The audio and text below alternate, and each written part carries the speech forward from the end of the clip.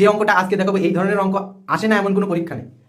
এক ব্যক্তি 42 কিলোমিটার পার আওয়ারে হেঁটে যাচ্ছে এবং 13 কিলোমিটার পরে 9 মিনিট রেস্ট করে, তাহলে 9 মিনিট রেস্ট করে 91 কিলোমিটার যেতে তার কত সময় লাগবে? তো প্রত্যেক 13 কিলোমিটারে রেস্ট করে, তাহলে এই যে যাচ্ছে 9 মিনিট পরে এখানে রেস্ট, এখানে রেস্ট, এখানে রেস্ট, এখানে, কিন্তু তাহলে আমার 91 কিলোমিটার, 91 এর যদি 13 কিলোমিটার পরে রেস্ট নেয়, তাহলে 13 দিয়ে ভাগ করলে আমার হচ্ছে 7 13 91, 7 বার রেস্ট নেবে, কিন্তু লাস্টের বার সে পৌঁছে গেছে, তাকে আর রেস্ট নেওয়ার দরকার নেই, কিন্তু সে তাহলে 6 বার রেস্ট নিচ্ছে প্রপার। 6 বার যদি রেস্ট নেয় তাহলে 9 মিনিট করে 6 9 54 মিনিট রেস্টে চলে যাচ্ছে, 54 মিনিট যাচ্ছে রেস্টের জন্য।